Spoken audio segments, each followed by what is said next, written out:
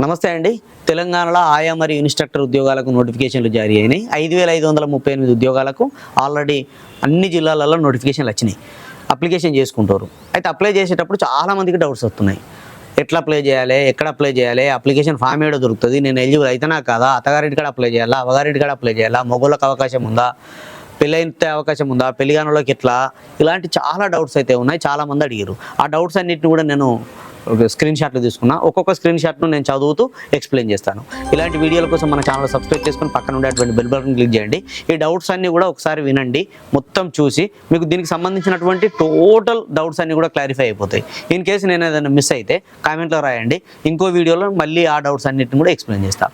ఇక మొదటి డౌట్ వచ్చేసి, సరే పర్మనెంట్ ఉద్యోగాలా సార్ అని అడుగుతారు. చాలామంది అడిగినటువంటి క్వశ్చన్ ఇది పర్మనెంట్ ఉద్యోగం కాదు, అలా అని తీసేసే ఉద్యోగం కాదు. ప్రతి సంవత్సరం 10 నెలలకు శాలరీ ఇస్తారు, 80,000 వస్తుంది, ప్రతి నెల 8,000. కాబట్టి ఎలాంటి అపోహపడాల్సిన అవసరం లేదు. మళ్ళీ వచ్చే సంవత్సరం మళ్ళీ రీన్యువల్ చేస్తారు, ఇది ఎప్పటికి ఉంటుంది, తీసేయరు. సరే జాబ్స్ లాంగ్ టర్మ్ ఉంటాయా, లేదంటే మధ్యలో తొలగించేటువంటి అవకాశం ఉంటుందా అంటే లాంగ్ టర్మ్ కొనసాగే అవకాశం ఉందా అని అడుగుతారు. లాంగ్ టర్మ్ కొనసాగుతుంది, మధ్యలో తీసేసేటువంటి అవకాశాలు అయితే లేవు. ప్రభుత్వం రెగ్యులర్గా ఇచ్చేటువంటి నోటిఫికేషన్ వచ్చేంత వరకు ఈ జాబ్ ఉంటుంది. ప్రభుత్వం రెగ్యులర్గా వచ్చేంత వరకు ఉండాలి అని అంటే ఆ కోర్సు ఉండాలి.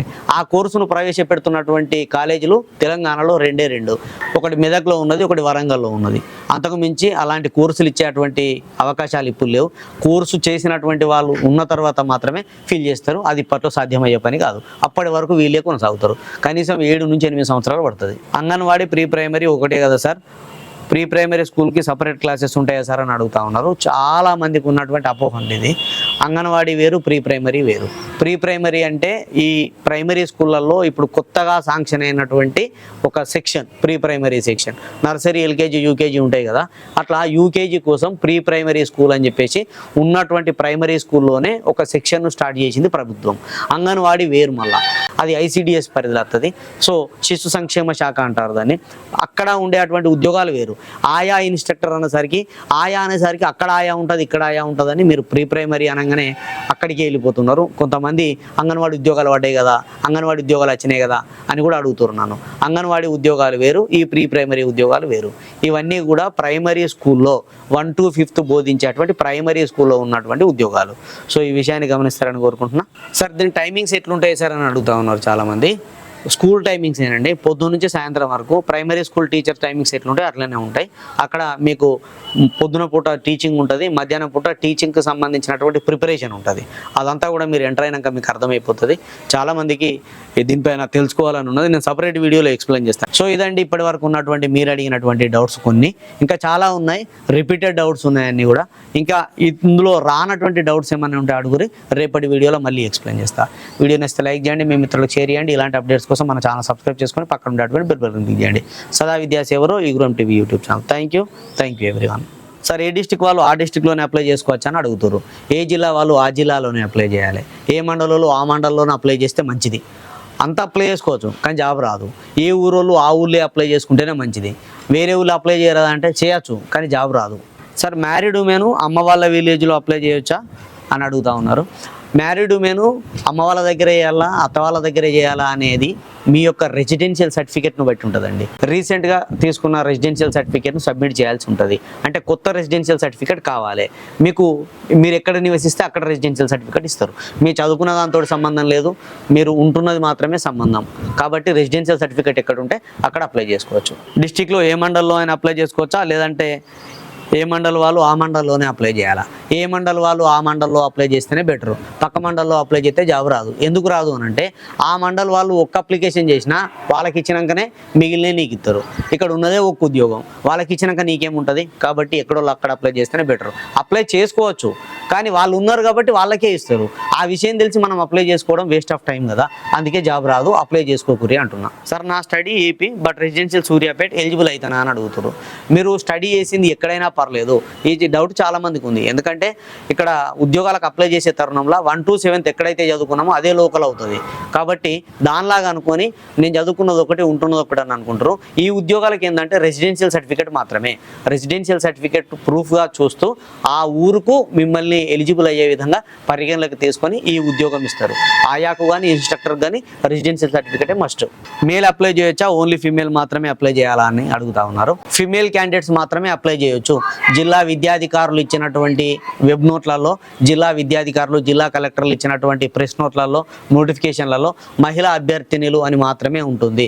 కాబట్టి మహిళలకు మాత్రమే అవకాశం ఉంది. నేను లాస్ట్ ఇయర్ తెలంగాణ మొత్తంలో 1000 స్కూళ్ళు ఉన్నాయి. ఆ 1000 మందిది గ్రూప్ ఉన్నది, వాట్సాప్ గ్రూప్. 1000 మంది ఆయాలు ఉంటారు, 1000 మంది ఇన్స్ట్రక్టర్లు ఉంటారు. సో అందులో ఉన్నటువంటి వాళ్ళు మొత్తం ఫీమేల్ క్యాండిడేట్సే, మేల్ క్యాండిడేట్స్ ఎవరు లేరు.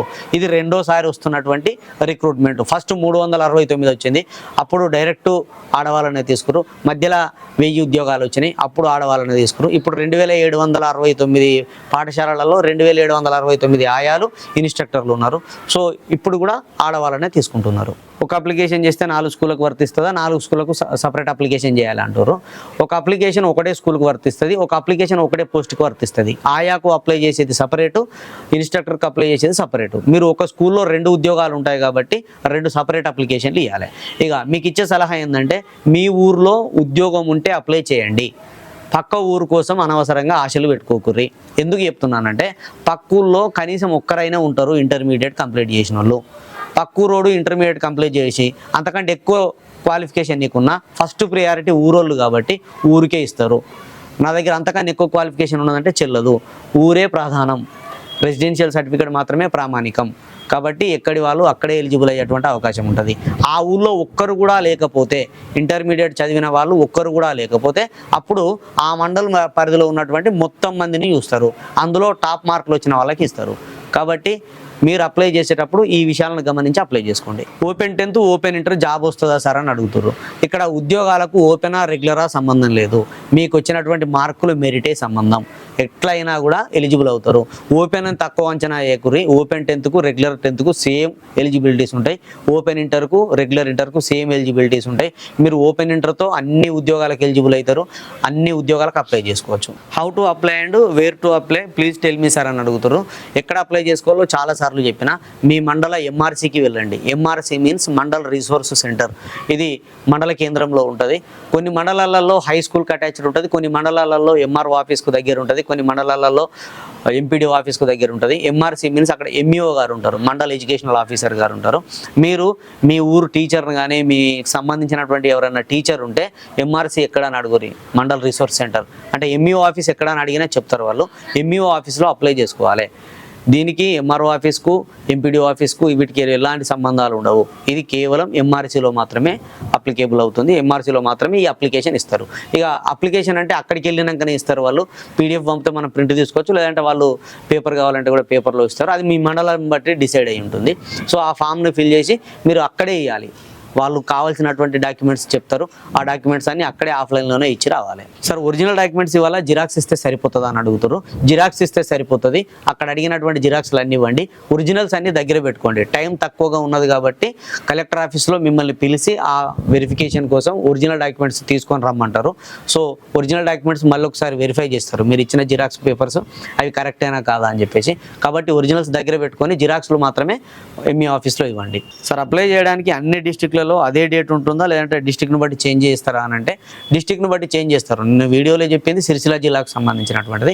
కొన్ని జిల్లాలల్లో నోటిఫికేషన్ ముందు రావచ్చు, కొన్ని జిల్లాలల్లో తర్వాత రావచ్చు. ఈ నోటిఫికేషన్ మీ జిల్లాలను బట్టి ఉంటుంది. జిల్లా కలెక్టర్ గారు, జిల్లా డిఈఓ గారు ఎప్పుడు నోటిఫికేషన్ ఇస్తారో దాన్ని బట్టి వారం రోజులు అవకాశం ఇస్తారు.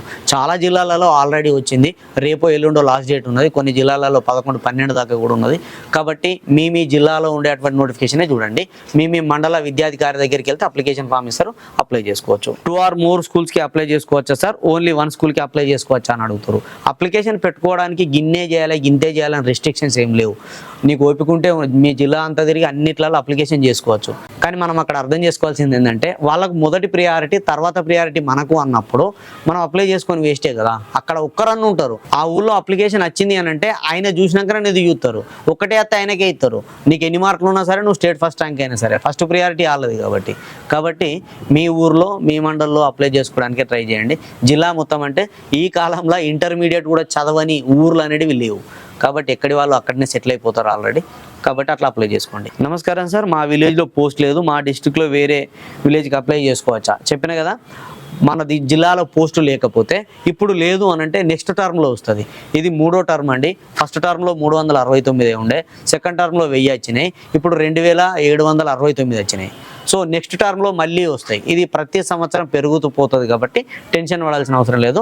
మీ ఊర్లో వచ్చినప్పుడు అప్లై చేసుకుందరు, కానీ పక్కలు అప్లై చేసుకోరాదా అని అంటే చేసుకోవచ్చు, తప్పేం లేదు. కానీ వాళ్ళ ఊర్లో అప్లికేషన్స్ ఉంటాయి కాబట్టి వాళ్ళకే జాబ్ వచ్చేటువంటి అవకాశాలు ఎక్కువగా ఉంటాయి. రెసిడెన్సీ సర్టిఫికేట్ తప్పనిసరి కావాలా అని చెప్పేసి అడుగుతా ఉన్నారు. రెసిడెన్షియల్ సర్టిఫికేట్ తప్పనిసరి అండి. రెసిడెన్షియల్ సర్టిఫికేట్ తోటే మీరు లోకలా నాన్ లోకల్ అనేది డిసైడ్ చేస్తారు. మీ లోకాలిటీని డిసైడ్ చేసేది రెసిడెన్సీ సర్టిఫికేటే కాబట్టి recent residency certificate and memo తప్పనిసరి అవసరం, ఎందుకంటే మెమో మార్కులు చూస్తారు కాబట్టి. 7th క్లాస్ మార్క్స్ ఎలా సార్ అని అడుగుతా ఉన్నారు.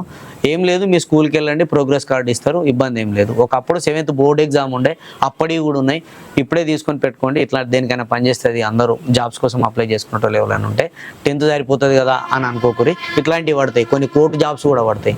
సో ముందు జాగ్రత్తగా 7th class progress card, record sheet అంటారు, 7th క్లాస్ కూడా తీసుకొని పెట్టుకోండి. సార్ దీని టైమింగ్స్ ఎట్లుంటాయి సార్ అని అడుగుతా ఉన్నారు చాలామంది.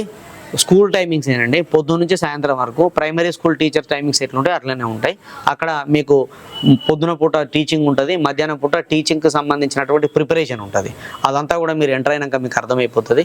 చాలామందికి దీనిపైన తెలుసుకోవాలని ఉన్నది, నేను సపరేట్ వీడియోలో ఎక్స్ప్లెయిన్ చేస్తాను. సో ఇదండి ఇప్పటి వరకు ఉన్నటువంటి మీరు అడిగినటువంటి డౌట్స్. కొన్ని ఇంకా చాలా ఉన్నాయి, రిపీటెడ్ డౌట్స్ ఉన్నాయన్నీ కూడా. ఇంకా ఇందులో రానటువంటి డౌట్స్ ఏమైనా ఉంటే అడుగురి, రేపటి వీడియోలో మళ్ళీ ఎక్స్ప్లెయిన్ చేస్తా. వీడియో నచ్చితే లైక్ చేయండి, మీ మిత్రులకు షేర్ చేయండి. ఇలాంటి అప్డేట్స్ కోసం మన ఛానల్ సబ్స్క్రైబ్ చేసుకొని పక్కన ఉండేటువంటి బెల్ బటన్ క్లిక్ చేయండి. సదా విద్యాసేవలో ఈ Guram TV YouTube channel. Thank you everyone.